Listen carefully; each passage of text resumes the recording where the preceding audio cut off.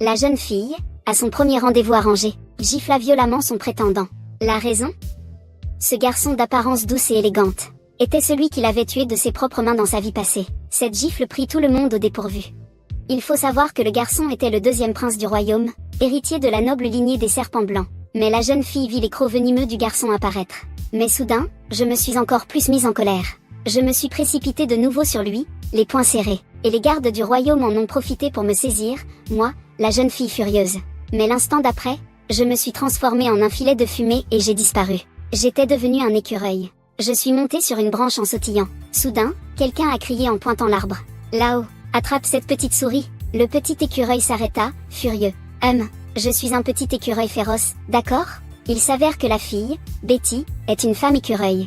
Et le garçon, Litté, est un noble homme serpent. Dans sa vie antérieure, Betty était seule depuis son plus jeune âge. Son seul réconfort était la compagnie des livres. Jusqu'au jour où sa cruelle tante frappa à sa porte, et lui dit qu'elle l'emmenait quelque part. Betty n'était jamais sortie de chez elle, alors elle ressentait une certaine fascination pour le monde extérieur. Sa tante lui montra alors l'illustration d'une robe de mariée dans un livre, et lui dit, pour une petite fille comme toi, se marier est la seule chose qui ait de la valeur. Avec ton statut de princesse, même s'ils acceptent tes fiançailles, tu feras un beau mariage. Ensuite, sa tante l'emmena dans un château, et tout le long du chemin, elle lui fit un lavage de cerveau, lui expliquant comment être une bonne épouse. Sans le savoir, cela donna à Betty une mauvaise impression de son futur époux qu'elle n'avait jamais rencontré. Elle avait l'impression d'aller à la rencontre d'un monstre. Mais en voyant l'apparence douce et élégante du garçon, Betty fut quelque peu surprise. Ce n'était pas ce que sa tante lui avait dit. Non seulement le garçon paraissait doux et élégant, mais il avait aussi hérité du noble lignage du serpent blanc. Il se présenta poliment. Je suis le deuxième prince du royaume d'Astley, Light Aster. Soudain, il sembla remarquer quelque chose. Il vit au poignet de Betty une pierre noire scintiller sans cesse. Light fut agréablement surpris. C'est la première fois que je vois un enfant bête comme moi. Betty, quant à elle, cacha précipitamment sa main derrière son dos, car elle était complexée. C'est un signaux, un fragment d'étoile que seuls les thérianthropes, descendants des constellations, possèdent. Normalement, c'est une marque dont on est fier. Mais le signaux de Betty est différent. Il est noir. Ce à quoi Betty ne s'attendait pas, c'est que Light le trouve joli. En regardant le beau visage souriant du garçon, le cœur de Betty battait la chamade. C'était la première fois qu'on lui disait qu'elle était belle. C'est ainsi que Rita devint sa seule amie. Mais après ses fiançailles, le monde de Betty se rétrécit encore davantage. Sa tante la confinait non seulement dans sa chambre chaque jour, mais refusait même de dépenser le moindre sou pour elle. Sous couvert d'une éducation prénuptiale, elle contrôlait les moindres faits et gestes de Betty. Des vêtements beaux et confortables, toutes sortes de mets délicieux, et des divertissements agréables, tout cela était inaccessible à Betty. Heureusement, tout cela n'a pas abattu l'optimiste Betty. Elle a trouvé du plaisir dans de vieux livres inutiles et des journaux périmés. Et grâce à la bénédiction des constellations, elle se transforme parfois en adorable écureuil, pour aller secrètement prendre le soleil dans le jardin. Plus important encore, elle pense avoir un ami, et elle a confié à Light son rêve de devenir marchande. Elle ne veut pas être enfermée dans un endroit étroit, mais découvrir un nouveau monde lointain. Soudain, le visage de Litté s'est assombri. Pourquoi renoncer au titre de princesse? Pour devenir une simple marchande? À ces mots, Betty paniqua. Tu as dit toi-même que tu ne voulais pas de ce mariage. Soudain, Litté reprit son air doux. J'ai effectivement dit cela. Betty eut un sourire éclatant. Je savais que tu ne me mentais pas, parce que nous sommes amis. Litté la regarde en silence. Oui, alors je dois aussi soutenir les rêves de mes amis. Betty exprime soudainement sa gratitude. Litté est vraiment le meilleur. Pourtant, un léger sourire imperceptible se dessine sur les lèvres de Litté. Plus tard, Betty, pour réaliser son rêve de devenir marchande, élabora un plan pour quitter le manoir. Cependant, Litté proposa son aide. Sous le regard de Betty et ses grands yeux, il mit un genou à terre. Ma princesse, pourriez-vous donner une chance au prince de retour? Litté tendit doucement les mains vers Betty. Et la naïve Betty lui a donc confié son plan. Comme l'endroit où elle cachait ses économies. Comment éviter les gardes du domaine? À quelle guilde marchande elle voulait adhérer une fois dehors? Et quand elle comptait mettre son plan à exécution? Elle a tout raconté à Light. Pour cacher Xingnuo, il ne lui restait plus qu'à attendre qu'elle soit majeure. Alors elle doit partir le jour de sa cérémonie de majorité. Le temps a filé et Betty a grandi. Demain, c'est sa cérémonie de majorité. Litté tend la main et s'avance. C'est notre dernière étreinte. Prends bien soin de toi. Mais ce que Betty n'avait absolument pas prévu, c'est qu'au moment où son rêve allait se réaliser, sa seule amie, lui a planté ses crocs dans le cou. Ce que Betty ne s'attendait pas du tout à voir, c'est que sa tante était de mèche avec Light. Betty sanglotait de désespoir. Y a-t-il quelqu'un pour m'aider? Contre toute attente, Light lui a tendu la main. Mais ce n'était pas un sursaut de conscience, mais en a profité pour voler la star promise de Betty. J'ai pris ta star promise. Finalement, Betty est morte dans le désespoir. Elle n'avait même pas imaginé une fin aussi absurde. Pourtant, le destin sembla percevoir son amertume. Il lui a donné une seconde chance. Quand elle a revu l'air innocent de Lita, ses poings serrés tremblaient sans cesse. Elle s'avança à grands pas, puis elle gifla Lita violemment. Voyant le comportement outrageant de Betty, sa tante fut stupéfaite. Mais en revoyant le croc venimeux de Lita, Betty se mit encore plus en colère. « Je vais briser ce maudit croc !» Cependant, les gardes la saisirent immédiatement. Au moment où ma tante s'apprêtait à la punir, Betty se transforma soudainement en un filet de fumée et disparut. Elle devint un petit écureuil, et s'enfuit sans se retourner. Ensuite, épuisée, elle s'affala sur une calèche pour se reposer. Au signal du départ, la calèche démarra. Sa destination, Aslan, dans le nord. Mais au moment où Betty quittait vraiment l'endroit où elle avait grandi, elle ressentait une inexplicable nostalgie. Alors que la calèche s'éloignait progressivement, Betty faisait ses adieux à ses souvenirs passés. Elle était prête à commencer une nouvelle vie. Elle arriva ensuite dans le territoire d'Aslan, au nord, où se dressait un immense château. Elle se tenait, grelottante, dans la neige glacée. Je réfléchissais à la manière d'entrer dans ce château, sans savoir que les soldats sur les remparts l'observaient déjà.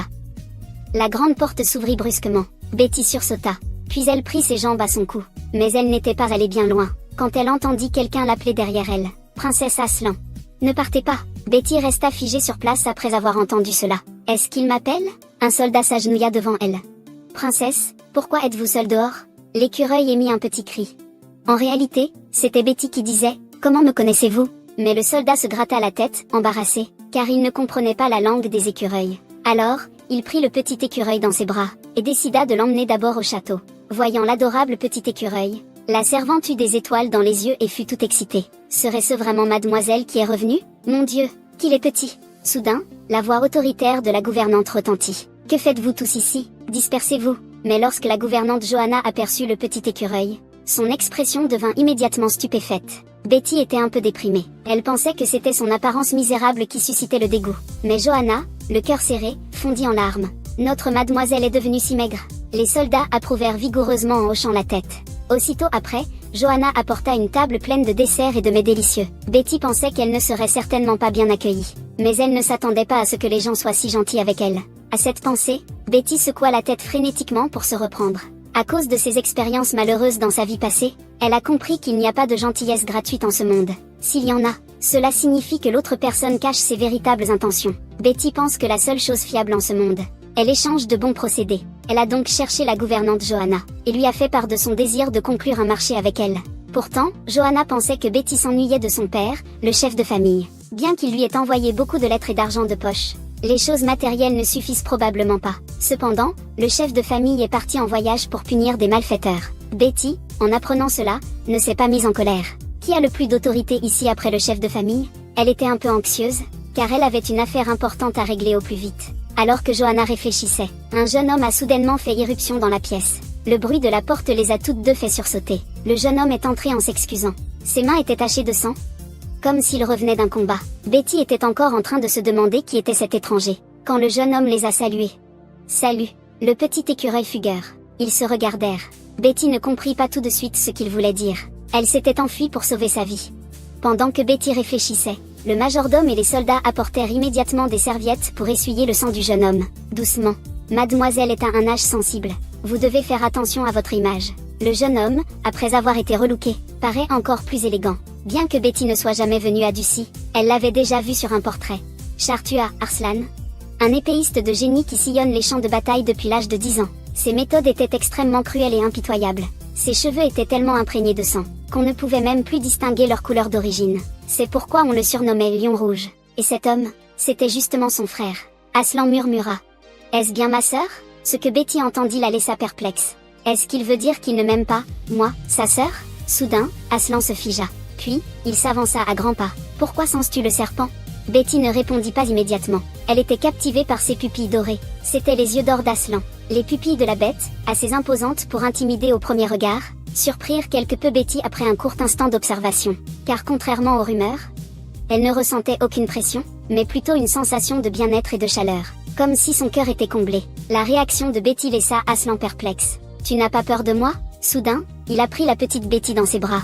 Betty a essayé de se débattre, mais il l'a serrée encore plus fort. Aslan lui a doucement tapoté le dos. « Sois sage, ne bouge pas. » Puis il l'a frotté, caressé et reniflé, avant de finalement sourire, pleinement satisfait. « Voilà, c'est bien meilleur comme ça. » Betty repoussa vivement Aslan, et retourna en sautillant sur le canapé. Elle sentait son petit cœur battre la chamade. Recroquevillée sur elle-même, elle tremblait. Il est censé me détester, pourquoi est-il si proche de moi? À ce moment-là, Aslan demanda au majordome. Ce petit écureuil fugueur n'a pas encore de nom? En entendant cela, Betty est soudainement replongée dans de mauvais souvenirs. Depuis son plus jeune âge, on l'a toujours appelé bâtard. Jusqu'à l'âge de 10 ans, elle n'a pas eu de nom. Et tout cela, juste parce que ses pupilles sont noires. Tous les ors connus du royaume ont les yeux. Tout brille d'une lueur dorée. Plus le sang ORC est pur, plus il présente une couleur or intense. Et les ors du clan de Betty, les Aslan, sont tous connus pour leurs yeux dorés. Sauf elle, qui a les pupilles noires. Soudain, Betty secoue la tête frénétiquement, essayant de chasser les mauvais souvenirs de son esprit. Elle a un nom. C'est le nom écrit dans la dernière lettre. Quand j'avais environ 10 ans, avant ma renaissance. Même si mon père l'a peut-être écrit au hasard, je chéris énormément ce nom. Puis, je me suis levée avec courage. J'ai un nom. En réalité, ce que j'ignorais, c'est, il existe une coutume particulière dans le Nord. Plus un enfant est chéri, plus on tarde à lui donner un nom. Alors Betty pensait que son père ne s'était jamais soucié d'elle, à tel point qu'elle a reçu ce nom seulement à l'âge de 10 ans. Elle ignorait que c'était une preuve d'affection de son père. Le majordome était ravi d'entendre ce nom, car il avait une belle signification, et Betty signifie « bénédiction ». Après avoir entendu cela, Aslan a commencé à réfléchir à un surnom pour Betty. Et si on l'appelait Boule de Poil? Parce que lorsqu'elle se transforme en écureuil, elle doit être à peu près de la même taille que le poil de ma queue. Et si je t'appelais Petite Boule de Poil Betty? En entendant cela, Betty s'est tout de suite mise en colère. Ce nom est étrangement agaçant. Mais sa réaction fit rire Aslan. Tu as peur que les autres ne sachent pas que tu es un écureuil? Tes joues sont toutes gonflées. À ce moment-là, le majordome se souvint de ce qu'il devait faire. Il me semble que vous cherchiez le maître de maison, n'est-ce pas? Betty hocha vigoureusement la tête. Elle devait informer le maître de maison au plus vite de certains événements de sa vie passée. Mais le majordome dit que le maître de maison était absent. C'est un intendant qui gère les affaires du duché pour le duc. Sur ce, Johanna est partie chercher l'intendant, laissant les deux seuls dans la pièce. Betty fut soudain prise de panique. Seule avec son frère qu'elle n'avait pas vu depuis longtemps, elle se sentait extrêmement gênée, presque incapable de respirer. Aslan, quant à lui, la regardait en silence. J'ai entendu dire que lorsqu'elle est arrivée au château, toujours l'apparence d'un écureuil. Je suis le seul à ne pas l'avoir encore vue. À cette pensée, Aslan s'avança immédiatement. Il surplomba Betty et lui dit en articulant chaque mot. Tout de suite, maintenant, transforme-toi en écureuil. Betty fut soudain prise au dépourvu. Pourquoi m'a-t-il soudainement transformée en écureuil? Est-ce pour se moquer de moi? Aslan regardait Betty, plongée dans ses pensées. Il ne savait pas ce qui se passait dans sa petite tête. Si elle avait peur, elle ne semblait pourtant pas vouloir s'enfuir. Depuis son plus jeune âge, Aslan dégageait une aura de prédateur. C'est pourquoi tous les petits animaux s'enfuient dès qu'ils le voient. Il voulait tellement se rapprocher des adorables petites créatures, mais toutes les petites bêtes le craignaient. Aslan se remémora ses souvenirs avec une certaine mélancolie. Betty le regarda, attristée par son air déconfit. Elle se demanda si elle n'avait pas été trop loin. Certes, c'était son père qui avait ignoré et déchiré ses lettres, mais son frère était différent. Avant ma renaissance, je n'avais aucune interaction avec mon frère. Mon frère est différent de moi. C'est un courageux homme lion. Il est respecté et aimé de toute la famille. Si je pouvais m'entendre avec lui, il ne semble pas y avoir d'inconvénient. En pensant à cela, Betty prit sa décision. Avec le son de Betty disparut instantanément dans la fumée. Puis, un adorable petit écureuil rampa péniblement hors de la combinaison. L'adorable apparence du petit écureuil poussa Aslan à s'approcher. Elle me ressemble. Le soldat sursauta en entendant ces mots. Comment pouvez-vous dire une chose aussi terrible? Notre mademoiselle écureuil est si adorable. En quoi vous ressemble-t-elle? Soudain, Aslan dressa ses petites oreilles rondes. Regardez, nos oreilles sont toutes les deux rondes. Ne nous ressemblons-nous pas? Le soldat resta sans voix. Si vous le dites. Alors, mes oreilles sont aussi rondes. Finalement, Aslan s'est excité. Tes vilaines oreilles osent se comparer. Betty, écoutant leur chamaillerie, se mit à rire en faisant tchou-tchou. Aslan fut quelque peu surpris. Son cri n'était pas un que, mais un tchou-tchou, puis il prit une graine et la lui tendit. Betty hésita un instant, ne sachant pas si elle devait manger ou non. Mais compte tenu de sa sincérité, elle décida de faire semblant. Elle sautilla alors dans la paume d'Aslan et commença à grignoter des graines de melon. Sa douceur et sa souplesse firent qu'Aslan ne put s'empêcher de la caresser. Il eut même envie de la garder ainsi dans sa main pour toujours et de la chérir. À ce moment-là, Betty grignotait des graines de tournesol avec gourmandise, complètement inconsciente de la réaction d'Aslan. Soudain, Johanna est arrivée. Mademoiselle Betty, le maître de maison vous demande. Betty a soudainement paniqué. Il n'était pas censé être en ville.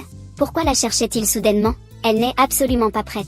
Betty commence à se faire des idées. Veut-il me chasser maintenant? Mais avant qu'elle puisse réfléchir davantage, Johanna commence à ranger les vêtements. Si mademoiselle veut parler à son père, il va falloir qu'elle prenne forme humaine. Sur ces mots, Elle emmène Betty dans la pièce voisine.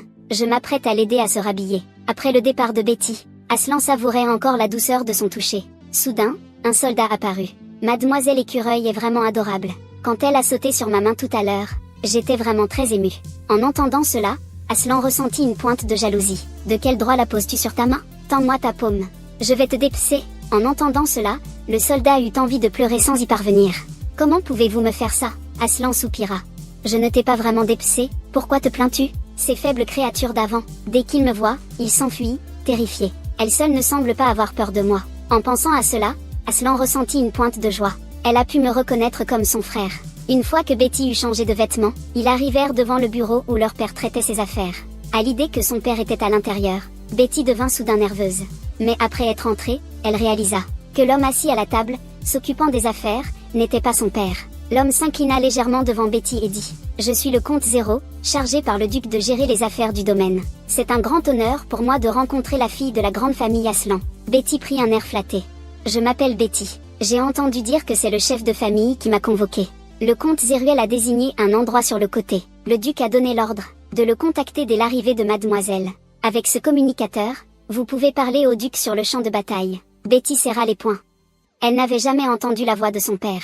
Que voulez-vous dire par parler? Le comte Zélo dit d'un ton lourd de sens. Il s'agit bien sûr des caprices de mademoiselle. Je comprends votre désir de revoir votre famille au plus tôt, mais le Nord est actuellement en guerre. Betty, incomprise, est quelque peu contrariée. Elle ne voulait pas faire de caprices. Elle essayait d'empêcher ce qui allait se produire. Et le comte Zélo, entre les lignes, tout le monde semblait reprocher à Betty son immaturité. Mais à ce moment-là, Aslan a soudainement protégé Betty en se plaçant devant elle. Ça fait longtemps qu'on ne s'est pas vu. Pourquoi es-tu devenu si bavard?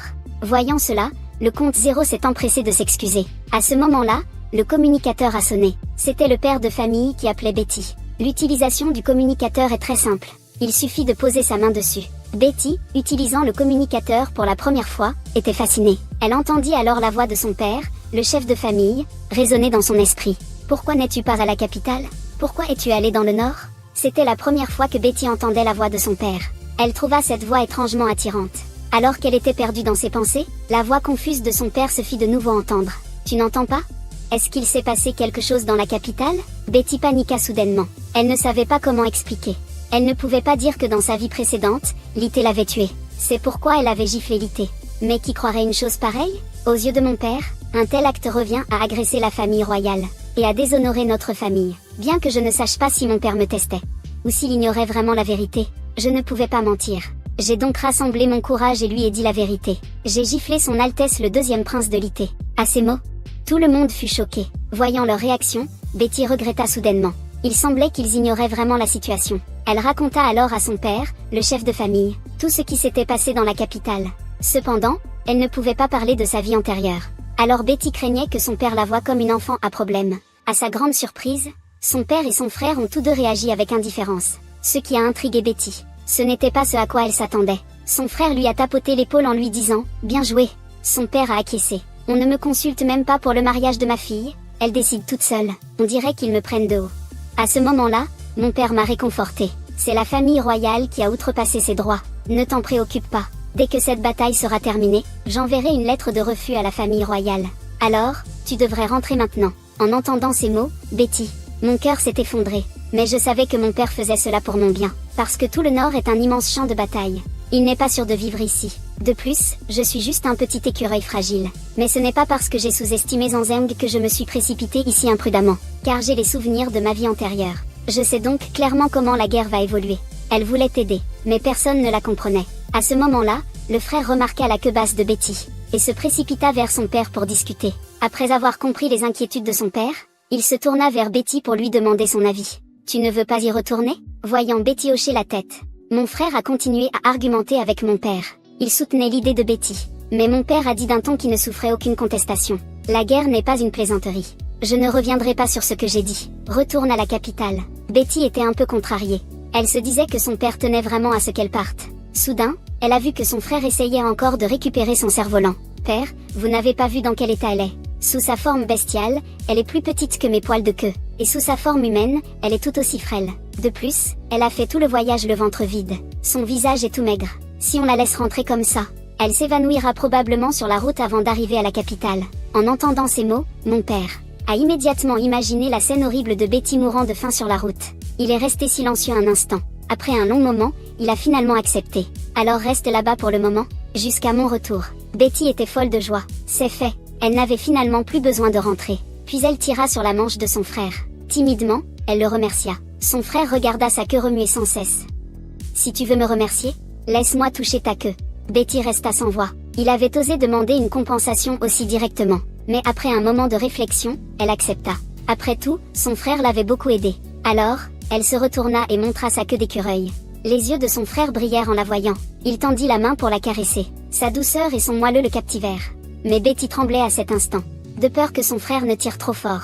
Il lui a arraché la queue. À ce moment-là, les soldats ont fait irruption dans la pièce. C'est une catastrophe. L'entrepôt où sont stockées les rations militaires a pris feu. Son frère, Arslan, a tout de suite senti que quelque chose n'allait pas. À ce rythme-là, toutes les rations destinées à leur père allaient être réduites en cendres. Pendant ce temps, les soldats à l'extérieur de l'entrepôt s'organisaient pour éteindre l'incendie. Mais face à un tel brasier, leurs efforts étaient aussi vains que vouloir éteindre un feu de forêt avec un verre d'eau. Betty, observant l'incendie, comprit instantanément qu'il s'agissait du prélude au premier repli. Ce premier repli désignait la retraite de l'armée du duc dans sa vie antérieure, alors qu'elle était sur le point de remporter une victoire éclatante. Et les journaux de l'époque s'étaient ouvertement moqués du lion jaune d'or, qu'ils n'osaient habituellement pas provoquer. C'est en fait un chat. À l'époque, ils craignaient que cela n'affecte le moral du royaume. Ils n'ont donc pas révélé la raison précise de leur retraite. Maintenant, Betty comprend. C'est probablement parce que cet incendie a détruit toutes les provisions de l'armée, ce qui a affamé les troupes.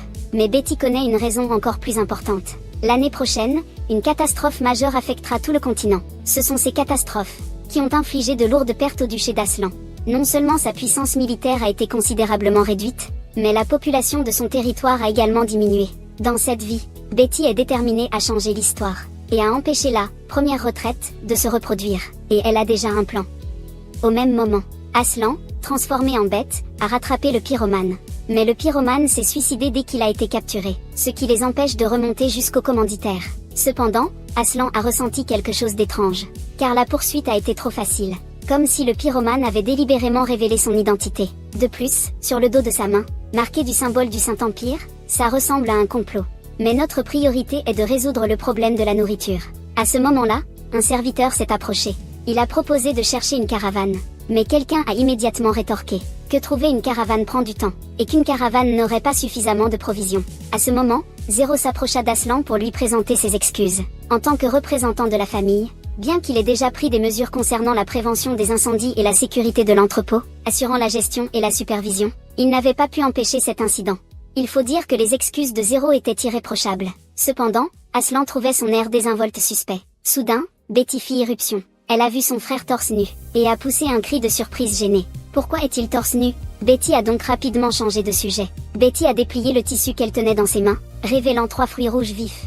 Voyant cela, tout le monde est devenu silencieux. Pourquoi apportez-vous des herbes empoisonnées? Arslan prit le fruit et l'examina. Il me semble que c'est ce qu'on appelle le tuberose, la graine du démon. Bien que ce soit une plante toxique, elle a une grande capacité de reproduction. Cependant, Betty expliqua que ce n'était pas une si mauvaise plante. Au contraire, c'est une plante miracle qui pourrait résoudre le problème de la famine. Soudain, Zéro toussa bruyamment. C'est ça, votre solution? Votre intention d'aider est certes louable, mais nous n'avons pas le temps de jouer à la dinette avec vous. En entendant ces mots, Arslan fronça les sourcils, mécontent. Comment ose-t-il parler ainsi à ma sœur? Pourtant, Betty ne sembla pas contrariée. Au contraire, elle rétorqua. Comte Zéro. Savez-vous quels sont les avantages du concombre tubereux? Le comte Zéro est perplexe face à la question. Premièrement, le concombre tubereux pousse très bien n'importe où. Deuxièmement, son fruit peut atteindre la taille du poing de mon frère. Une nourriture aussi grosse permet de faire un repas complet, n'est-ce pas? Mais mademoiselle, bien qu'il soit grand, ses feuilles, et même ses racines et ses fruits, sont toxiques. Vous ne pouvez pas l'ignorer. Si les soldats en mangent, ils auront certainement des maux de ventre. De cette façon, l'armée du Saint-Empire pourra facilement décapiter nos soldats. Zéro exagérait la gravité de la situation, comme s'il voulait effrayer Betty. Mais Betty a juste souri. Le comte a raison. Zéro a hoché la tête en souriant. Reconnaître ses erreurs n'est pas une honte. Mais Betty a poursuivi. Je reconnais seulement la partie concernant le poison. Pour le reste, vous avez tout faux. Zéro ne pensait pas avoir tort. Le concombre de mer tubereux est un poison qui provoque inévitablement de terribles maux de ventre. Dans les cas graves, il peut même être mortel. Alors, tant que je n'ai pas mal au ventre, ça va. Pour convaincre tout le monde, Betty l'a directement mis dans sa bouche et l'a mangé. Cela a stupéfié Aslan et les domestiques qui étaient à côté. Ils ont immédiatement appelé un médecin pour l'examiner. Pourtant, le médecin a dit que Betty ne présentait aucun symptôme d'empoisonnement. Aslan n'était pas rassuré. Il a tellement insisté qu'il a presque fait pleurer le médecin. Le médecin a expliqué qu'en général, après avoir ingéré une plante toxique, même en quantité infime, il restait des traces d'empoisonnement sur la langue. Mais la langue de mademoiselle n'avait aucune trace. Betty, joyeuse, a de nouveau brandi le tubéro. Je vous l'avais dit, c'est comestible. Aslan était plongé dans ses pensées. C'est clairement une plante toxique. Tous ceux qui en ont mangé avant ont eu des problèmes. Mais la petite boule de poil n'a présenté aucun symptôme après l'avoir ingérée. Aslan supposa qu'il y avait des tubercules de béro comestibles et d'autres non. Et les soldats supposèrent que c'était parce que mademoiselle était une femme écureuil. Il a la capacité de digérer le yacon. Mais Betty leur a dit qu'ils avaient tous tort. La vraie réponse est en fait sa tige. Quand on mange le fruit, pour enlever les feuilles, on coupe généralement la tige. Mais en réalité, la tige est l'antidote du yacon. Betty a souri et a dit, avant de venir ici, j'ai déjà mâché la tige séparément. Alors j'espère ne pas être empoisonnée. Betty, qui revit sa vie, sait que ce fait ne sera connu du monde que dans 2 ans. Quelqu'un a avalé un tuberose entier, pour tenter de se suicider. Et a ainsi découvert ce secret par hasard.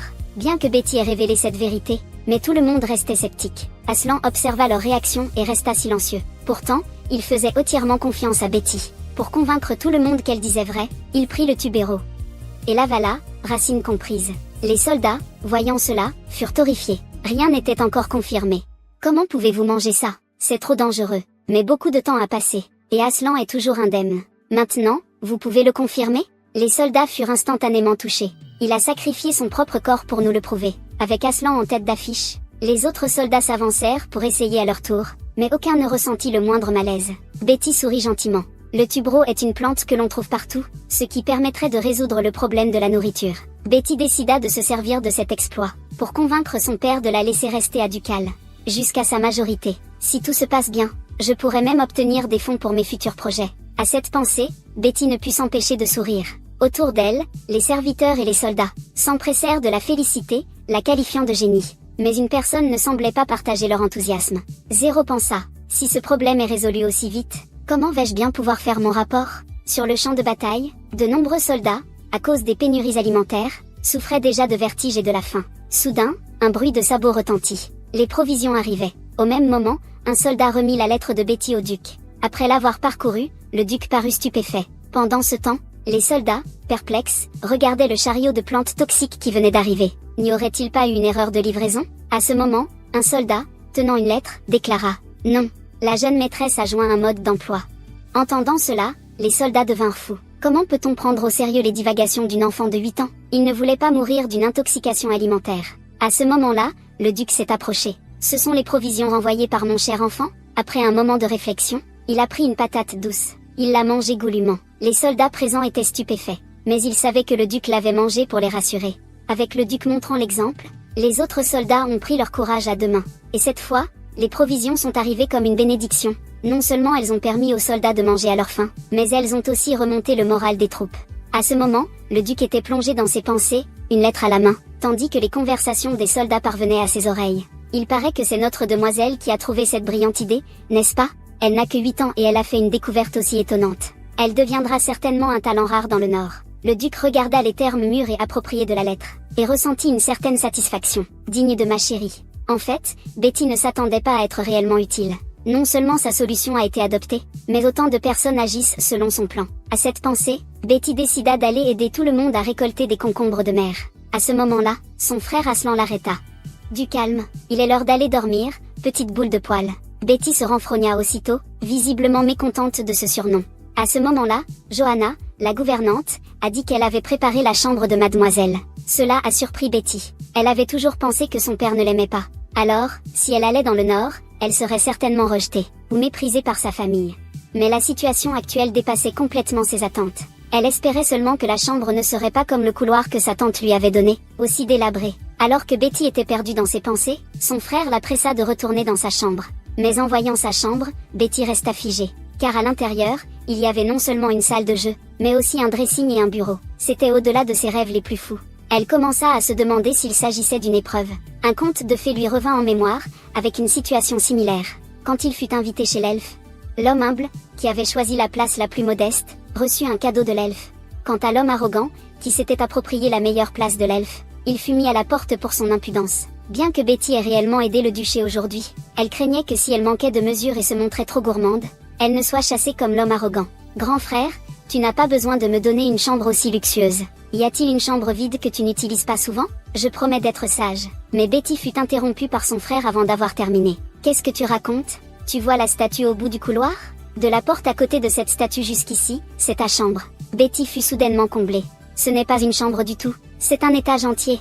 Betty pensa, incrédule, tout cet étage est pour moi. Voyant Betty désemparée, son frère, Aslan, la prit dans ses bras. Betty rougit instantanément. Ce contact physique si intime, ce flot de chaleur laissa Betty, qui n'en avait jamais ressenti auparavant, complètement désemparée. Elle craignait d'être trop lourde et de fatiguer son frère. Mais non seulement Aslan ne la trouva pas lourde, mais il lui dit en souriant qu'il aimerait qu'elle pèse 10 fois plus. Betty se demanda soudain si son frère ne lui voulait pas du mal. Est-ce qu'il veut que je devienne un gros écureuil, pensa-t-elle. Après avoir ouvert la porte du local, Betty fut stupéfaite par la somptueuse décoration intérieure. Comparée au couloir délabré où j'habitais avant, cet endroit est un véritable paradis. Des meubles et des bijoux extrêmement luxueux, et un paysage magnifique à perte de vue. Betty pensait que ce genre de paysage n'existait que dans les livres, mais elle ne s'attendait pas à le trouver dans sa propre chambre. Si elle n'avait pas fui la capitale, si elle n'avait pas rassemblé son courage pour venir ici, alors elle ne saura jamais qu'il existe un paysage aussi beau au monde. À cet instant précis, Betty a décidé qu'elle resterait ici, coûte que coûte, jusqu'à ce qu'elle soit adulte. Ensuite, elle partirait à la découverte des 4 coins du monde, quoi qu'il arrive. Elle devait absolument vivre ainsi. Ensuite, Aslan l'aborda. Il lui rappela qu'elle devait bien se reposer. Alors, Betty, perplexe, désigna le soleil couchant par la fenêtre. Dormir alors que le soleil n'est pas encore couché? Les gens du Nord se couchent-ils si tôt? Aslan expliqua avec une pointe d'inquiétude. Tu es venu seul de la capitale et tu as beaucoup aidé. Alors va te coucher tôt ce soir. Betty, touchée par les paroles inquiètes de son frère, fut aussitôt agacée par ses moqueries. Tu as dû te fatiguer avec tes petites jambes pour arriver jusqu'ici. Tu as bien travaillé. Betty, les joues gonflées, boudait. Elle était venue en calèche, voyons. Et pourquoi son frère se moquait-il toujours de ses jambes courtes? Voyant qu'elle n'avait pas du tout sommeil, Aslan a cherché je ne sais où un petit jouet et le lui a tendu. Mais c'était loin d'être un jouet pour petite fille. C'était clairement une roue pour hamster. Pourtant, son frère Aslan la regardait avec un air plein d'espoir. Betty était visiblement sans voix. Il était sérieux? Était-il sûr qu'il ne s'adressait pas à moi? Voyant que Betty n'aimait pas ce jouet, Aslan se retourna pour aller chercher un autre jouet. Betty ne savait pas ce que ce serait, mais elle avait un mauvais pressentiment. Ensuite, Betty vit une salle de banquet luxueuse, un salon spacieux, un dressing raffiné. C'était un manoir pour écureuil avec tout le confort imaginable. Betty resta figée sur place. Son frère Aslan, lui, affiche un air triomphant. Comme pour dire, tu vois, je peux te mettre dans ma poche. Betty décide alors de reconsidérer ce frère insaisissable. Peu après, la gouvernante Johanna frappe à la porte et entre. Elle découvre alors une scène inattendue. Aslan au lion rouge, l'impitoyable du champ de bataille, joue à habiller des écureuils avec sa petite sœur. Betty meurt de honte sur place. Elle voudrait s'enfuir de cette planète. Ce n'est pas qu'elle veuille refuser, mais face au regard plein d'espoir de son frère, elle n'a pas le cœur de le faire. Et pourtant, Johanna ose s'approcher de Betty pour lui demander « Vous êtes-vous amusée ?» Même Betty, transformée en écureuil, a exprimé son mécontentement par tous les gestes possibles, mais elle a quand même été mal comprise. Mademoiselle a le visage tout rouge comme ça, on dirait qu'elle s'amuse vraiment bien. À ce moment-là, Betty avait envie de pleurer sans y parvenir. Elle a complètement abandonné l'idée de se débattre. Après que Johanna lui a mis un adorable pyjama, Betty est retournée dans sa chambre, et a découvert que son frère n'était pas encore parti. Elle commençait à avoir sommeil. Aslan, tu ne vas pas te coucher? Entendant Betty l'appeler par son prénom, Aslan lui a mis une tape sur la joue. Pourquoi tu ne dis pas, grand frère? Betty avait l'impression que l'on étirait et malaxait les joues sans arrêt. Frère Aslan, lâchez-moi, s'il vous plaît. Après l'avoir lâché, Aslan souleva Betty dans ses bras, et la déposa délicatement sur le lit. Allonge-toi bien, couvre-toi bien. Betty était comme une poupée à commande vocale. Sois sage et écoute ton frère. Elle pensait que c'était une autre des mauvaises plaisanteries de son frère, mais elle ne s'attendait pas à ce qu'il tapote doucement sa couverture, et la berce de paroles douces pour l'endormir. Petite boule de poil, tu as travaillé dur aujourd'hui. Dors bien, bonne nuit. Betty sortit la tête de sous la couette. Frère Attrain aussi. Bonne nuit. Attrain esquisse un sourire tendre après l'avoir entendu. Puis, à regret, il lui caresse la tête. Après le départ de son frère, Betty sent la chaleur persistante sur sa tête. C'est la première fois que quelqu'un l'aborde pour dormir. C'est une sensation si chaleureuse. Le lendemain matin, Betty se réveilla et se frotta les yeux encore ensommeillés. Son adorable apparence charma les servantes. Ensuite, elles lui choisirent avec soin plusieurs robes. À leur grande surprise, Betty était adorable quelle que soit la robe qu'elle portait. Les servantes avaient l'impression d'avoir une poupée dont elles ne pouvaient se séparer. Elles n'arrêtaient pas de lui faire essayer toutes sortes de robes. Betty, entendant les servantes la complimenter sans cesse sur sa beauté, se mit à réfléchir. Auparavant, à la capitale, elle avait entendu le mot « adorable », généralement lorsque l'intendant comptait les pièces d'or dans les coffres, ou lorsque les servantes glissaient des pierres précieuses dans leurs poches. Cette pensée fit sursauter Betty. Serais-je devenue la possession de quelqu'un? Elle s'empressa alors d'expliquer en tirant sur sa petite robe. Je m'appartiens. À ces mots, les servantes furent plongées dans la perplexité. Mademoiselle s'appartient déjà, n'est-ce pas? Betty était perplexe. Aurait-elle mal compris? Ensuite, les servantes l'emmenèrent prendre son petit déjeuner dans la salle à manger. Mais ce à quoi Betty ne s'attendait pas, mon frère Aslan est ici aussi. Elle a soudainement paniqué, parce qu'elle n'avait jamais mangé avec quelqu'un d'autre. Car sa tante, qui l'avait élevée, lui disait qu'elle était une personne esséurante. Alors, elle a fini par croire qu'elle était vraiment esséurante. Donc, quand Betty a vu son frère apparaître au restaurant, son premier réflexe a été de partir. Bien qu'elle veuille faire plaisir à son frère, elle craignait aussi de le perturber en restant là. Alors que Betty s'apprêtait à quitter la chambre de Yining, son frère l'interpella. « Tu ne veux pas dîner avec moi ?» Betty se hâta de répondre que non. « Si ce n'est pas le cas, assieds-toi alors. » Betty parut surprise. « Je peux déjeuner avec vous ?» Aslan la regarda avec intérêt. Bien sûr. Aslan l'invita aussitôt à s'asseoir. Ils déjeunèrent en bavardant. Une douce chaleur envahit le cœur de Betty. C'est complètement différent de quand elle mange seule. Après avoir fini de manger, Betty a continué à réfléchir. Elle se demandait pourquoi les gens ici étaient si gentils avec elle. Elle supposait que c'était peut-être parce que son père n'avait rien dit aux autres à son sujet. À cause de la guerre, son père avait quitté la ville ducale pendant 5 ans. Donc, les gens ici ne savaient pas qu'en réalité, son père était très fier d'elle. Betty pensait naturellement qu'en tant qu'enfant de s'en mêler, aux yeux de mon père, je suis probablement une tâche. J'ai commencé à craindre le retour de mon père, et que les gens bienveillants du duché finissent par devenir aussi indifférents que ceux de la capitale.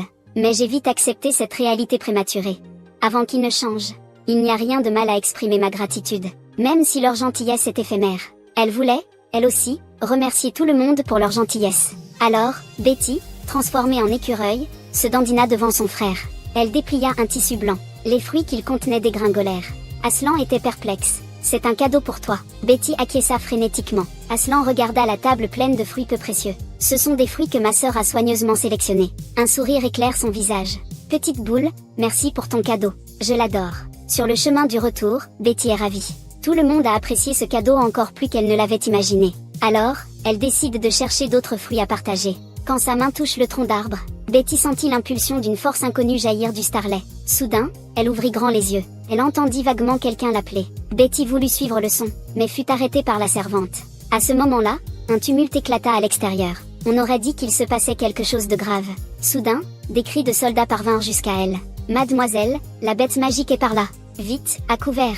Mais avant que Betty ne puisse réagir, un écureuil blanc est tombé du ciel, et a atterri sur son front avec un « paf ». Serait-ce la bête magique dont il parlait? Les soldats se sont précipités autour d'elle, paniqués. La bête magique de la tribu Béi. Prendre mademoiselle en otage. Soudain, Betty entendit un murmure à son oreille. Enfin trouvé. Puis, une fumée apparut autour de Betty. La seconde suivante, elle disparut sous les yeux de tous. La servante et les soldats furent instantanément pris de panique. C'est une catastrophe. Mademoiselle a été enlevée par une bête magique. À ce moment-là, Aslan revenait tout juste d'une chasse dans les montagnes du Nord, portant une imposante peau de renard. C'était un cadeau qu'il destinait à Betty. Il imaginait déjà la réaction de sa sœur lorsqu'elle la porterait. Soudain, le tumulte des soldats dans la ville attira son attention. Les soldats lui rapportèrent ce qui venait de se passer. Mademoiselle avait été enlevée par un écureuil des neiges. C'est la bête monstrueuse qui a récemment massacré le gang de contrebandiers et qui est devenue tristement célèbre. Aslan fut pris de panique. La petite boule de poil est en danger. Il rassembla aussitôt tous les soldats de la ville pour aller châtier la bête. Le regard d'Aslan était glacial. Comment ose-t-elle enlever mon écureuil? Je ne lui pardonnerai jamais. Lorsque Betty réapparut, elle se trouvait dans les montagnes du Nord. Alors qu'elle se demandait ce qui se passait, l'écureuil blanc devant elle se mit à parler. « Nous nous rencontrons enfin, Petit Fragment. » Betty était intriguée par ce surnom de Petit Fragment. L'écureuil blanc expliqua, « Tu es mon fragment. » Il fit un geste du doigt dans les airs, et d'innombrables étoiles apparurent. « Je suis le gardien des étoiles. La constellation que vous appelez l'écureuil, c'est moi. » Betty était quelque peu stupéfaite. Les constellations sont l'origine des hommes bêtes. Autrement dit, l'écureuil blanc est son ancêtre. Cependant, ce qui choqua encore plus Betty, c'est que, dans ma vie précédente, au moment de ma mort, j'ai soudainement été renvoyée 10 ans en arrière grâce à la constellation. Puis, le grand esprit de la constellation m'a averti. Je ne peux pas rester longtemps, et il me sera difficile de trouver un autre corps dans lequel me manifester. Alors, une fois que je serai parti, tu devras bien prendre soin de cette bête magique. Après ces recommandations, Madame Constellation s'apprêtait à révéler à Betty la chose la plus importante. La raison pour laquelle Guan Qian l'avait renvoyée dans le passé. Mais avant qu'elle ne puisse terminer, le temps de la présence de Madame Constellation était écoulé. L'écureuil blanc reprit conscience, et se mit à pousser des cris aigus. Betty sentit clairement que la force palpitante avait complètement disparu. Elle avait envie de pleurer sans y parvenir. C'est frustrant quand on ne finit pas ses phrases. Soudain, Betty entendit un bruissement. Le son provenait des bois devant elle. Betty pensa que c'était une bête sauvage. Elle voulut immédiatement se cacher. Soudain, une voix l'interpella. La voix lui semblait familière. Elle pensa que c'étaient des gens du duché venus la chercher. Mais un jeune homme encapuchonné sortit du bois. Betty resta figée. Qui était cet individu? Il était entièrement enveloppé d'une longue robe noire. Il avait l'air très suspect.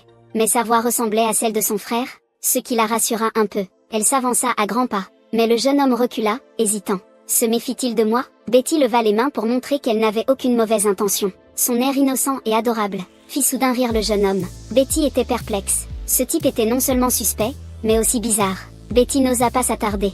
J'étais sur le point de retrouver mon chemin, quand soudain, une forte pluie s'est abattue du ciel. Betty s'est empressée de trouver un abri. Le jeune homme l'a invitée à se mettre à l'abri avec lui. Betty était perplexe. Il m'évitait tout à l'heure, et maintenant il me demande de venir. Soudain, un écureuil blanc a pointé sa petite tête. Le jeune garçon fut immédiatement stupéfait. Ne bouge pas, je vais te débarrasser de ça tout de suite. Le garçon et l'écureuil se firent face. Soudain, Betty intervint. Ne lui fais pas de mal. Le garçon expliqua que ce n'était pas un écureuil ordinaire, mais une bête magique. Betty le savait, bien sûr. Mais si elle voulait revoir le grand constellateur, elle devait protéger cet écureuil blanc. Betty implora, les larmes aux yeux. C'est mon ami. S'il vous plaît, ne lui faites pas de mal, d'accord? Le jeune garçon, touché par son adorable expression, accepta immédiatement. Voyant le danger écarté, Betty poussa un long soupir de soulagement. Soudain, un éternuement retentit. Le jeune homme sursauta. Aussitôt après, Betty éternua 3 fois de suite. Elle se frotta le nez. Elle sentit l'air autour d'elle devenir de plus en plus froid. Le jeune homme esquissa un sourire. Le gentleman tend la main, prêt à l'emmener se réchauffer. Mais cette proximité soudaine fait rougir Betty. Elle trouve le jeune homme suspect. Il lui rétorque que c'est plutôt elle qui l'est. Après tout, personne ne viendrait ici en robe, accompagné d'une bête magique. Betty réfléchit un instant. C'est vraiment suspect. Qian, le jeune homme, a utilisé sa cape pour la protéger de la pluie, et l'a emmenée dans une petite cabane. C'est un abri temporaire construit par les chasseurs et les personnes en détresse. Il n'y a donc personne à l'intérieur. Comme Betty était protégée par la cape, elle n'a quasiment pas été mouillée. Mais le jeune homme, lui, était trempé. Betty est un peu inquiète. Remets ton manteau correctement, sinon tes vêtements en dessous vont être mouillés aussi. Si tu tiens absolument à te cacher le visage, je me retourne. Je ne te regarderai absolument pas. Après avoir dit cela, Betty se retourna docilement et ferma les yeux. Dépêche-toi de l'enlever, sinon tu vas attraper froid. Le jeune homme resta silencieux un instant. Il retira sa capuche. Tu n'as pas besoin de m'éviter. Betty demanda à nouveau, pour être sûre. Je peux vraiment regarder? Après avoir reçu une réponse affirmative, Betty ouvrit les yeux. Pourtant, le jeune homme avait un beau visage, masqué d'un bandeau noir sur les yeux. Sa peau était claire, son nez droit. Il avait un grain de beauté au coin de l'œil. Son apparence séduisante rendit Betty si timide qu'elle n'osa plus le regarder. Le jeune homme alluma un feu, et l'invita à venir se réchauffer. Mais Betty était plongée dans ses pensées. Quelqu'un d'aussi familier dès la première rencontre. Comment on appelle ça d'habitude? Voyant que Betty ne réagissait pas, le jeune homme s'agenouilla. Tu veux que je te porte jusqu'ici? Si je le souhaite, je peux la porter. Betty rougit instantanément et son cœur s'emballa. Comment peut-il dire ça comme ça, si facilement? Là, elle se souvint. Le livre appelait ce genre de personne un playboy. Le jeune Cheng attira les regards. Un sourire éclaira son beau visage. Y a-t-il quelque chose sur mon visage? Waouh, pensa Betty, admirative. Avec une telle beauté, chacun de ses gestes est une tentation. Elle comprenait enfin ces femmes dans les livres, obsédées par les playboys, et qui finissaient par perdre leur fortune et leur réputation. Le jeune homme s'approcha soudainement. À quoi penses-tu? Pourquoi m'évites-tu depuis tout à l'heure? Une telle proximité, paniqua Betty. Elle s'éloigna prudemment. Il faut se méfier de ce genre de playboy. Mais à ce moment précis, le ventre de Betty gargouilla. Elle était un peu gênée, regrettant de ne pas avoir mangé davantage le matin. Voyant cela, le jeune homme fouilla dans ses poches, et en sortit un paquet de biscuits. Betty était très reconnaissante. Il cassa le biscuit en deux. Le jeune garçon dit qu'il n'avait pas faim, et qu'il n'aimait pas les sucreries. Betty était perplexe. Pourquoi l'emporter s'il n'aime pas ça? Elle ne put s'empêcher d'en croquer un morceau. Le délicieux goût la fit fondre de plaisir. En voyant son expression, le jeune garçon ne put s'empêcher de rire. Après avoir mangé, Betty sentit qu'elle revenait à la vie. Mais aussitôt, le ventre du jeune homme gargouilla. Le retour de bâton fut rapide. Gêné, il se retourna. Betty était un peu embarrassée. Elle avait mangé tous les biscuits. Le jeune homme la rassura. J'ai un métabolisme qui me fait avoir faim facilement. Il suffit d'attendre que la pluie cesse pour aller chasser. Mais Betty regarda par la fenêtre. Cette pluie n'allait pas s'arrêter de sitôt. Je ne peux pas le laisser avoir faim à ma place. Soudain, elle aperçut les topinambours devant la fenêtre. Une idée lui vint à l'esprit. Elle ouvrit aussitôt la porte et courut dehors. Le jeune homme n'eut pas le temps de l'arrêter. Tu vas attraper froid comme ça. Betty arracha le fruit sous la pluie. Le jeune homme qui l'avait rattrapé, voyant cela, s'est soudainement tu. Ce n'est pas une plante toxique? De retour à l'intérieur, le jeune homme ne put s'empêcher de demander. Tu sais ce que c'est? Betty était tout sourire. C'est de l'holothurie tubéreuse. Je vais t'en préparer tout de suite. Le jeune garçon resta silencieux. Si elle sait ce que c'est, pourquoi veut-elle m'en donner? Se pourrait-il qu'elle veuille aussi me tuer? Pendant ce temps, Betty nettoyait le fruit. Je pensais pouvoir utiliser ça pour rembourser ma dette. Mais le jeune homme s'est approché d'elle par derrière et lui a demandé directement. Voulez-vous m'assassiner? Face à la question du jeune homme, Betty se désigna du doigt, perplexe. Pourquoi voudrais-je vous tuer? Le jeune homme eut un rire gêné. C'est vrai, elle n'avait aucune raison de faire ça. Le jeune homme, parce qu'il avait souvent vécu ce genre de choses, était devenu un peu sensible. Soudain, Betty réalisa. C'est ma faute, je ne lui ai pas bien expliqué. Je t'ai fait manger des plantes toxiques. À ta place, j'aurais mal compris aussi. Alors, je vais te dire maintenant. Voici la bonne façon de manger du tuberose. Je commence par préparer le tuberose que j'ai lavé. Il ne faut surtout pas jeter la tige. Ensuite, j'enveloppe le fruit préparé dans des feuilles. Je le fais cuire au feu jusqu'à ce qu'il soit bien cuit. Et voilà, le tuberose rôti est prêt. Maintenant, l'étape la plus importante. Je mange la tige, qui est un antidote, à l'avance. À peine Betty eut-elle fini de parler, que le jeune homme s'avança brusquement et la mordit. C'est comme ça? Betty sursauta, le cœur battant la chamade. Après que le jeune homme eut fini de manger, Betty proposa de faire un tour dans la cabane. Puis, curieuse comme une petite fille, elle se mit à courir partout à l'intérieur. Regardant ça et là de temps en temps, elle provoquait un sourire sur tout le visage du jeune homme. Elle n'avait pas changé, toujours cette petite espiègle, surtout ses yeux brillants comme des étoiles, toujours pleins d'innocence, exactement comme lors de leur première rencontre. Le jeune homme était sur le point de dire « C'est moi qui », mais avant qu'il ne puisse finir, Betty pointa du doigt la fenêtre. La pluie avait cessé. Ils sortirent, enthousiastes. Il semblait qu'ils pourraient rentrer avant le coucher du soleil. À ce moment-là, un bruit retentit dans les bois. « Mademoiselle Betty, où êtes-vous » Betty agite les mains avec enthousiasme. Les gens de Ducal m'ont cherché. Le jeune homme caresse la tête de Betty. Il est temps de nous dire au revoir. J'espère que nous nous reverrons. Betty est un peu perplexe. Elle s'apprête à demander ce que cela signifie. Derrière moi, il n'y avait plus rien. Le jeune homme était parti sans que je m'en aperçoive. Enfin, les soldats ont trouvé Betty. Mon frère Aslan s'est précipité vers moi, inquiet. Petite boule de poil, tu n'es pas blessé? Je vais bien. Le jeune homme observait la scène silencieusement, perché sur une branche. Elle s'appelait Betty à l'origine. Je ne m'attendais pas à ce qu'elle soit une demoiselle. N'était-elle pas une servante auparavant? Il va falloir que j'enquête le dessus. Et ce type à ses côtés? Soudain, Aslan tourna brusquement la tête, comme s'il avait senti un regard indiscret. Le jeune homme se cacha rapidement. J'ai failli être découvert. L'intuition de ce type est vraiment bonne. Soulagé, le jeune homme choisit de partir. Mais Betty est maintenant plongée dans l'angoisse. Fais vite apparaître ce bébé créature magique. Je vais le faire disparaître de ce monde. Aslan dégaine son épée et menace d'une voix froide. L'écureuil blanc tremble dans la main de Betty. 2 personnes ont déjà essayé de le tuer aujourd'hui. Betty s'est empressée d'expliquer qu'il n'avait pas de mauvaises intentions. Qu'il avait ses raisons. Aslan le foudroya du regard.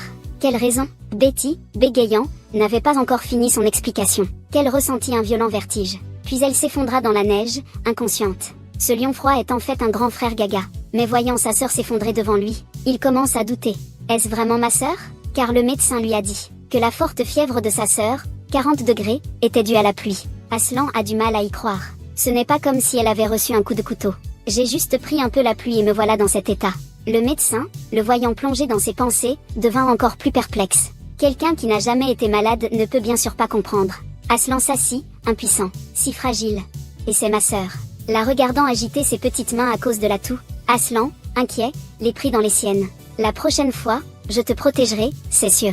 Je ne te laisserai pas te faire blesser. Un éternuement de Betty après son réveil. Mais les servantes dans tous leurs états. Vous allez bien? Voulez-vous que je vous essuie le nez et que je vous ajoute des couvertures? Allez vite rajouter du bois dans le feu. Betty est un peu perdue. Qu'est-ce qui vous arrive? Elle s'essuya le nez en silence. Je vais bien. J'ai juste éternué. Voyant la jeune femme se rétablir progressivement, la servante fut touchée aux larmes. En fait, la nuit dernière, le jeune maître, craignant qu'elle ne s'occupe pas bien d'elle, était restée à côté et l'avait fixé d'un regard menaçant. Elle ne voulait plus jamais revivre ce cauchemar. Mademoiselle, veuillez rester au lit et vous reposer autant que possible. Betty acquiesça. Ce n'était pas compliqué. Le fait qu'elle puisse se déplacer aussi librement était assez récent.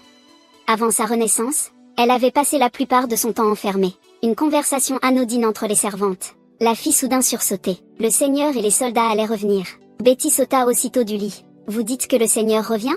Une servante expliqua en souriant. Grâce au ginseng tubereux que mademoiselle a envoyé aux soldats, ils ont pu terminer la guerre plus tôt. Et la servante la remercia encore une fois. Grâce à mademoiselle, elle a pu retrouver son mari plus tôt. Au départ, Betty avait agi ainsi uniquement pour rester à la maison. Elle ne s'attendait pas à ce que ses actions apportent également du bonheur aux autres. Cela réjouit Betty. À ce moment-là, l'extérieur de la ville ducale était animé. Tous les citoyens étaient sortis pour accueillir l'armée du Lion d'Or.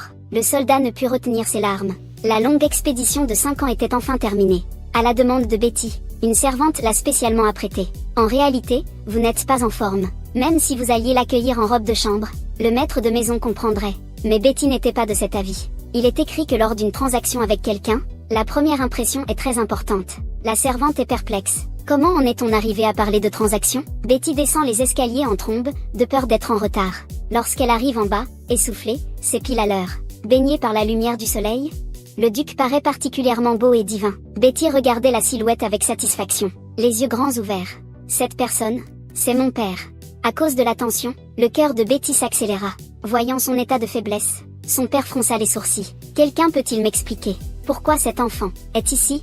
Entendant la voix glaciale de son père, Betty se sentit glacée, comme tombée dans un puits de glace. Elle se consola en se disant qu'il ne fallait pas s'en faire, que son père ne l'avait jamais aimée, et qu'une telle réaction était normale. Juste à cause de la chaleur qui régnait auparavant au manoir ducal, elle avait temporairement oublié sa situation. Mais ce qu'elle ignorait, c'est que son père réprimandait la servante, pour avoir permis à sa fille malade de se promener. Son père voulut lui caresser la tête, mais cela rappela à Betty l'expression terrifiante de sa tante lorsqu'elle la punissait. C'est pourquoi elle esquiva instinctivement. La main du père suspendue en l'air semblait un peu gênée. À ce moment-là, Aslan s'est approché. Le père n'a pu s'empêcher de le féliciter. Le ravitaillement est bien fait cette fois-ci. Aslan a pris sa sœur dans ses bras. Vous devriez dire ça à boule de poil. Betty a soudain repris confiance.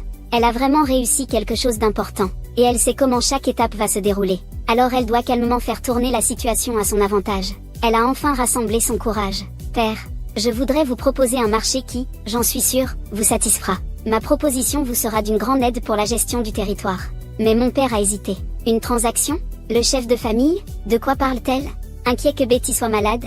Mon père a dit que nous en reparlerions demain. Puis il a murmuré à Johanna, la gouvernante, de la ramener dans sa chambre pour se reposer. Betty, très docile, n'a pas refusé. Elle a décidé de retourner dans sa chambre, pour préparer les documents de la transaction de demain. Le soir venu, le duc écoutait son adjudant lui faire un rapport sur la situation actuelle du territoire. Le majordome frappa à la porte et entra. Mademoiselle dort. Ses symptômes de rhume se sont bien améliorés. Le duc fut soulagé. Je l'ai reposée. Après toutes ces années, la petite a tellement grandi. Je voulais la caresser tendrement, mais elle s'est esquivée. Le duc ne comprend pas où est le problème. Ai-je l'air si effrayant? En entendant cela, l'adjudant s'est soudainement agité. Oui, c'est effrayant. Pas seulement pour les enfants, même les adultes sont intimidés. Après tout, l'autorité du monarque est absolue. Qui ne serait pas effrayé et nerveux? Mais l'adjudant, avec sa flatterie, touche le duc en plein cœur, mot pour mot. Il a enfin compris pourquoi sa fille chérie l'évitait. Soudain, le duc a eu une idée. Il a feuilleté un document, et a demandé à son adjudant de préparer ce qui y était indiqué avant que sa fille ne vienne le voir demain. Après avoir consulté le document, l'adjudant a promis que tout serait prêt. Betty, venue le lendemain pour discuter de l'accord, vit que la table de la salle de réunion était recouverte de toutes sortes de gourmandises et de pâtisseries. Curieuse, Betty se demanda, on organise un goûter? L'adjoint apparut soudainement. Ces pâtisseries, le duc vous les a rapportées. Ce sont les chefs-d'œuvre d'un célèbre pâtissier, et chaque assiette a un thème différent. Betty s'empressa d'expliquer qu'elle n'était pas venue prendre le thé aujourd'hui. Mais face au regard plein d'espoir de son père, Betty hésita. Alors que le regard de son père devenait de plus en plus ardent et brillant, Betty se mit à manger goulûment. Elle n'avait jamais mangé de biscuits aussi délicieux, mais tant de gens la regardaient manger. J'ai un drôle de pressentiment. Betty se demanda, serait-ce une sorte de diplomatie préventive par la gastronomie? Après avoir mangé, Betty s'éclaircit la gorge. Comme je l'ai dit hier, j'ai une excellente proposition à vous faire. Son père faillit éclater de rire. Où a-t-elle bien pu apprendre à parler comme ça? N'y a-t-il pas eu une nette diminution du nombre d'entrées et de sorties sur le territoire récemment? Le duc sursauta. Comment le savez-vous? Il s'avère que Betty s'est transformée en petit écureuil récemment et a observé partout. Bien que les montagnes du Nord soient devenues la meilleure ligne de défense de la ville ducale, elles sont le pire choix du point de vue agricole. La plupart des vivres dépendent des caravanes commerciales extérieures. Si les caravanes diminuent, cela aura un impact important sur le problème de l'approvisionnement alimentaire de la ville ducale. À l'époque, avant la renaissance de Betty, le prix des céréales avait atteint des sommets. La nourriture que la servante lui apportait était réduite à une simple tranche de pain moisi. Une grande famine s'abattait sur tout le continent. Mais Betty ne s'inquiétait pas. Elle avait déjà une solution. C'était aussi son atout pour rester dans la ville ducale. Elle soutint le regard du duc. Betty se leva brusquement. « Je peux vous aider à résoudre la crise alimentaire ici. » Mais son père lui a dit de ne pas s'inquiéter. Nos terres ne produisent pas de nourriture. Alors, allons en chercher ailleurs. Betty fut choquée. Comment peut-il dire une chose pareille avec autant d'aplomb? En fait, le climat du Nord est rude. La famille Lion a progressivement trouvé sa propre façon de survivre. C'est-à-dire d'innombrables invasions. Betty m'a gentiment rappelé qu'il ne faut surtout pas sous-estimer cette sécheresse. La situation agricole est également très grave dans d'autres régions. Même si vous pillez les entrepôts, je crains qu'ils ne soient que des entrepôts vides. Mais j'ai trouvé une solution. Être capable de résoudre le problème alimentaire sur son territoire. La jeune fille sort simplement une jardinière. Mais elle provoque la stupeur du patriarche, son père. Car il s'agit d'un jeune plant de fruits toxiques. Et la jeune fille a l'intention de l'utiliser pour sauver le monde de la famine. L'aide de camp affiche un air embarrassé. Bien qu'elle ait trouvé un moyen de neutraliser la toxicité et de le rendre comestible. Pour en faire un aliment de base. Son goût est vraiment difficile à avaler. Betty a lu dans ses pensées. Tu t'inquiètes du goût du concombre de mer de terre? Puis elle a poussé le chariot. Ne t'inquiète pas. J'ai résolu ce problème. Betty a soulevé le drap blanc. À l'intérieur se trouvait un bol de soupe épaisse faite avec du concombre de mer de terre. L'adjoint a humé. Un parfum enivrant, en effet. C'est une recette que Betty a mise au point, après de nombreux essais. Elle est donc très confiante. Je l'ai déjà goûté. Ce n'est pas seulement parfumé, c'est aussi délicieux. En entendant cela, le duc a soudainement eu un frisson. Puis il a immédiatement pressé son adjudant d'aller chercher un médecin. Betty était perplexe. Vous en avez déjà mangé? Vous devriez savoir que c'est sans danger. Le duc, inquiet, tremblait involontairement des mains. Je n'ai manifesté aucun symptôme anormal, mais vous et moi sommes différents. Betty écoutait la voix glaciale de son père. Une douleur aiguë lui transperça le cœur. Comme elle s'y attendait, son père la méprisait pour n'avoir que la moitié du sang de la famille. Mais les paroles suivantes de son père la surprirent. Tu as une santé fragile, tu dois prendre soin de toi. Betty resta figée sur place. Se soucierait-il de moi? Betty secoue la tête, incrédule. Père ne se soucie certainement pas de moi. Il a sûrement peur que la rumeur d'un empoisonnement au duché se répande. La déception se lit sur le visage de Betty. Il doit se méfier de moi. C'est pourquoi il a préféré appeler un médecin. Betty veut gagner la confiance de son père. Maître, ce n'est pas important. En entendant cela, le duc réprimanda d'un air sérieux. Rien n'est plus important que la santé. Soudain, Betty crut comprendre. Son père accordait beaucoup d'importance à la santé. Après un examen médical, après s'être assuré que Betty allait bien, le duc fut enfin rassuré. Betty pensa alors. Les gens du Nord accordent vraiment beaucoup d'importance à la santé. On dirait qu'ils consultent un médecin chaque fois qu'ils mangent des tubercules de tuberose. Puis-je reprendre ce que je disais? Le duc réfléchit un instant. Mais dès que vous aurez fini, vous retournerez vous reposer. Il ne veut pas que sa fille chérie se fatigue pour ça. Betty hoche la tête joyeusement pour accepter.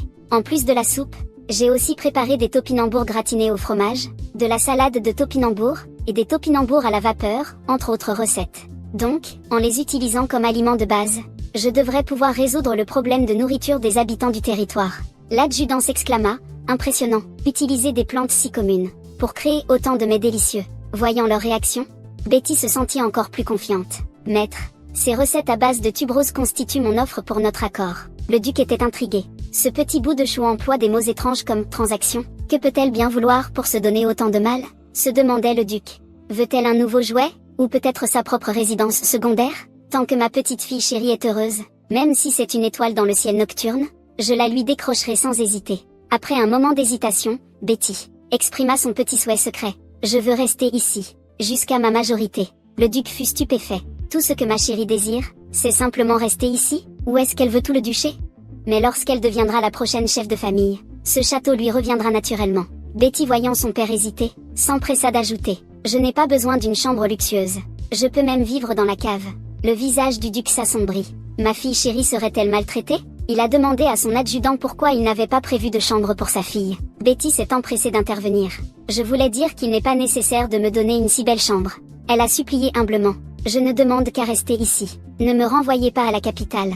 Quand je serai majeur et que je pourrai contrôler Starno, je partirai et je ne vous dérangerai plus. Mais le duc refusa froidement. Impossible.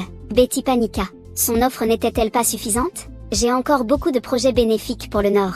Je paierai certainement le prix pour vivre au château. Betty s'humiliait, baissant sans cesse la tête. Des larmes de frustration coulèrent malgré elle. Tu vis chez toi. Tu n'as pas à payer quoi que ce soit. La réponse du duc, qui semblait aller de soi, a instantanément déconcerté Betty. Elle ne comprenait pas ce que son père voulait dire. Elle s'apprêtait à lui poser la question, quand il lui ordonna de retourner dans sa chambre. Son attitude était ferme, ce qui fit taire Betty. Déçue, elle pensa, ma première transaction semble être un fiasco total. De retour dans sa chambre, Betty était profondément abattue. Ses servantes essayèrent de la réconforter. Voulez-vous un peu de lait chaud? Vous chantez une berceuse. Le cœur de Betty se réchauffa. Elles étaient toutes si gentilles et bienveillantes. À ce moment-là, son frère Aslan entra. Voyant la petite boule de poil toute déprimée, Aslan lui caressa doucement la tête. Si quelqu'un t'embête, n'hésite pas à me le dire. Grand frère va t'aider à régler ça. Betty, la tête maintenue, dit avec impuissance. On dirait que c'est grand frère qui me malmène maintenant. Aslan explique gentiment. Je veux dire, s'il y a un problème, n'essaie pas de le gérer toute seule. Betty hoche la tête docilement. Merci grand frère. Aussitôt, une servante apporte du lait chaud au miel, et des peluches adorables. Mais mon frère a sorti une épée. Petite boule de poil, ces peluches ne sont pas utiles contre les méchants. Une épée est bien plus efficace. À ce moment, Betty, touchée par leur gentillesse, commençait à se sentir mieux. Auparavant, Betty voulait rester au manoir ducal car elle s'y sentait en sécurité. Grâce à la chaleur de ces personnes, la flamme de la combativité de Betty s'est ravivée. Elle devait réussir la prochaine transaction. Au même moment, Gong Chang écoutait le majordome lui faire un rapport sur l'état de sa fille. Même le moindre détail le préoccupait constamment, car sa fille chérie avait une santé fragile depuis l'enfance. Je ne supportais plus le froid mordant du Nord. Voir ma fille malade au lit, et me sentir impuissant, je ne voulais plus jamais revivre ça. Au départ, pour sa santé, je l'avais envoyée dans la capitale, au climat plus clément. J'imagine à peine sa solitude toutes ces années, au point qu'elle est venue seule dans le Nord et refuse d'en partir. Soudain, Zéro se leva brusquement. Seigneur, pour la santé de mademoiselle, il faut absolument la ramener à la capitale au plus vite. Bien que mademoiselle soit la nièce du vicomte Felina, elle l'a toujours traitée comme sa propre fille. Mais en réalité, Zéro est simplement inquiet. Ce petit bout de chou va perturber ses plans ici. À ce moment, le duc affiche une expression d'hésitation. Son adjudant est stupéfait. L'invincible duc Lion d'Or affiche une telle expression. Soudain, l'adjudant réfléchit. Ne trouvez-vous pas que mademoiselle a une volonté de faire? Généralement, les enfants de cet âge, s'ils n'obtiennent pas ce qu'ils veulent, elle irait jusqu'à faire la grève de la faim pour manifester. En entendant cela, le duc sentit son cœur se serrer. Elle est déjà de santé fragile, elle ne peut pas se permettre de ne pas manger. À cette pensée, il eut un léger mal de tête. De toute façon, le délai n'est pas encore écoulé. Laissons-la rester un peu plus longtemps. À ce moment, l'adjudant le complimenta. Mademoiselle est si jeune et se préoccupe déjà du territoire. Elle a même élaboré des stratégies concrètes. Jiansha est un véritable génie. Le duc affiche un air fier, mais gêné. Je ne m'attendais pas à ce que ma chérie ait un talent aussi extraordinaire. Soudain, son regard se glace. Ma fille a un tel don. Pourquoi sa tante ne m'en a-t-elle jamais parlé? J'avais pourtant bien dit que tout ce qui concernait ma chérie devait m'être rapporté sans omettre le moindre détail. Me méprise-t-elle à ce point? Et elle n'a même pas pu empêcher ma fille de s'aventurer seule dans le Nord. Si quelque chose lui était arrivé en chemin, à cette seule pensée, le duc décida de charger son adjoint d'enquêter sur le séjour de sa fille dans la capitale. L'adjoint lui assura qu'il aurait des résultats dans quelques jours. Le duc avait un regard glacial. Même si sa fille chérie était rentrée saine et sauve, la punition devait être appliquée. Le duc était l'image même de l'autorité. Il allait faire payer le prix fort à ceux qui avaient osé faire du mal à sa fille.